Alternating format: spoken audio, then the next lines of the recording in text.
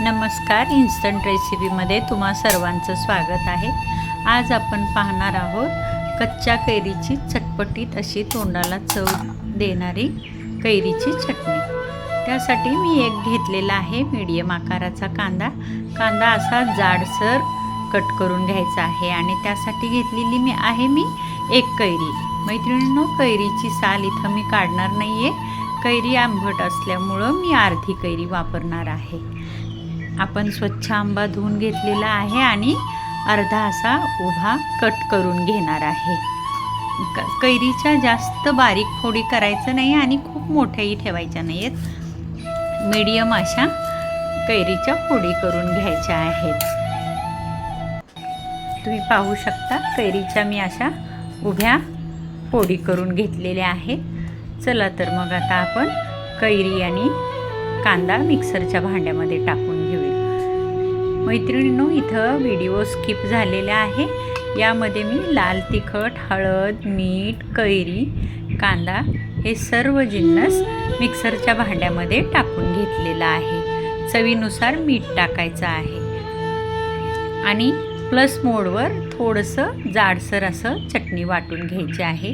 खूप बारीक नाही आणि खूप जाड नाही, तोंडामध्ये कांदा आणि चटणी असं लागलं पाहिजे। खूप बारीक केलात की मग थोडीशी टेस्ट बदलते। आपण एका भांड्यामध्ये काढून घेऊयात।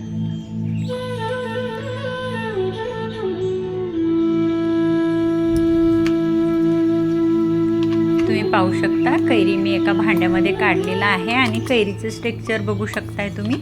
खूप बारीक वाटलेली नाही आहे आणि खूप जाडसरी ठेवलेली नाही आहे। मैत्रिणींनो, माझी रेसिपी तुम्ही कुठून पाहताय हे नक्की कमेंट करून सांगा। मलाही कळेल की माझी रेसिपी कुठंपर्यंत पोहोचते आहे। चॅनलवर जर नवीन असाल तर चॅनलला सबस्क्राईब करा, लाईक करा, कमेंट करायला विसरू नका आणि ही चटणी तुम्ही नक्की करून पहा। तुम्ही जर एक पोळी खाणार असाल तर 100% तुम्ही 2 पोळ्या खाणार। चला तर मग आता आपल्या कैरीच्या चटणीला आपण मस्त असा चरचरीत चटका देऊन घेणार आहोत। त्यासाठी मी सर्व चटणी काढून घेऊन एका छोट्याशा कढईमध्ये 2 चमचे तेल, 1 चमचा मोहरी, 1 चमचा जिरे आणि 1 चमचा मी हिंग टाकलेला आहे। अशी छान मोहरी तडतडल्यानंतर हिंग घालायचं आहे आणि आपला हे मोहन आपल्या कैरीच्या चटणीवर घालायचं आहे आणि चर्र असा आवाज आला पाहिजे मैत्रिणींनो। असा छान असा चटणीला चटका द्यायचा आहे। चला तर मग आपण मोहन चटणीवर टाकून घेऊयात। तुम्ही पाहू शकता अशी कडकडीत मोहन मी चटणीवर घातलेला आहे। जर तुम्ही माझी रेसिपी पाहत इथंपर्यंत आला असाल तर चॅनलला लाईक, शेअर, कमेंट करायला विसरू नका आणि अशाच नवनवीन रेसिपीसाठी माझ्या चॅनलला सबस्क्राईब करा मैत्रिणींनो। आणि तुम्ही चटणी केली की नाही हे कमेंट करून नक्की सांगा।